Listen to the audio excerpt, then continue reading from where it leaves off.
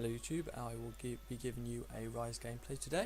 As you can see, I started with Sapphire Crystal for the 200 mana and 2 health pots, which is quite standard because your skills are mana scaling, and I'll just be helping out my jungler by being a human ward. So I thought Diana was AFK, but turns out she had lag, so it's alright. We're giving a leash on the blue, but not a heavy one because I want to get my CS and they had bot lane to help. What you want to do with Ryze is conserve your mana until you've got a Tear of the Goddess. Occasionally poke with your Q because early game it does a lot of damage, and with your Sapphire Crystal you're going to do even more. So as you can see, I'm just getting my last hits and poking Vigar slightly. Okay, here I use my cooldown of QE.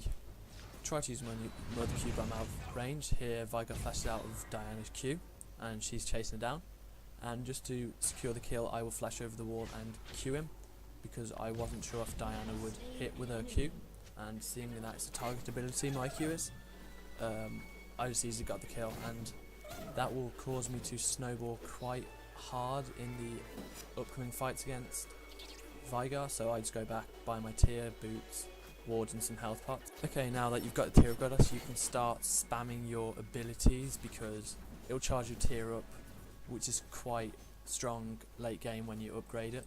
Now as you can see, Vigar gets too close, QE, Rune Prism, I move out to dodge his meteor, and he just about gets away with very little health.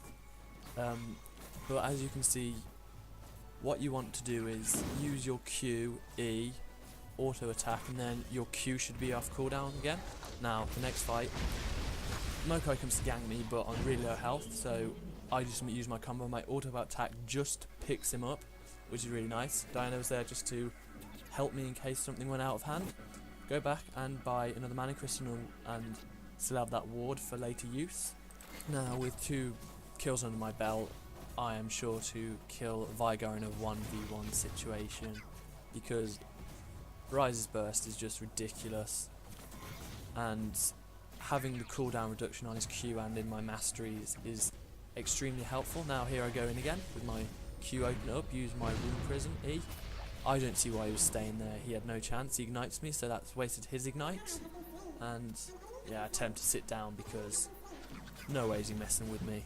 Okay, now here I'm just going to push the lane because he's down, and even if someone does try and gank me, they've got no chance. Okay, Diana saw that the enemy jungler's blues up, so here we're going to try and take it, and Olaf comes down and Vayne is able to pick up the kill, and yeah, Vigar comes here and steals the blue luckily because I didn't have any mana, so that's a shame, but I go back now and yeah, finish off my catalyst, wait till my mana comes back, and yeah, just return to lane really. Diana covers it for me, which is generous, and I'm going to put my ward down now there, which later will prove useful. Okay, now here is the situation 2v1. Instead of just running, I decided to fight because I knew that I could burst down Vigar quite fast. Here what I'm doing is kiting, so I use my ignite on the Mokai to reduce his passives healing, and then with my W I'm able to freeze him and then just move back, which a lot of players don't do. They just use their Rune Prism and then stay there instead of moving back, so they're still in melee range and therefore will still take damage. So here I'm just farming up some of my abilities, charging my Tear of the Goddess, which you always want to do.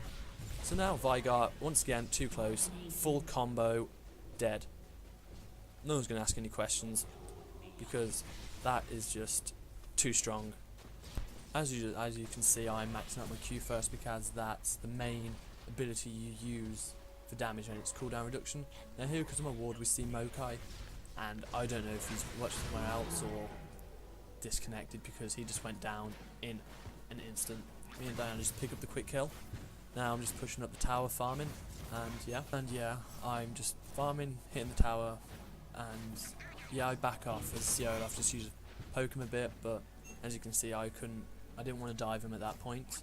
So here I'm just letting the lane push, and Vigar comes again. I can just 1Q basically takes up 1/5 of his health, so he's got no chance of 1v1ing me. So right now I'm just pushing the lane, hitting the tower, and nothing's really happening because I don't want to dive him once again. So here, it's taking that tower here, but he can't do anything. He can only farm under his tower because he knows as soon as he pokes out, boom, dead, full combo. So here, I decided to dive him because he's just been sitting there too long. But luckily, he gets away because of his stun, and as you saw, I had my Q off cooldown, which I could have used. Now, I don't know if Mokai just was looking somewhere else or just kept walking because he went straight towards me. He flashes, I flash, kill, easy.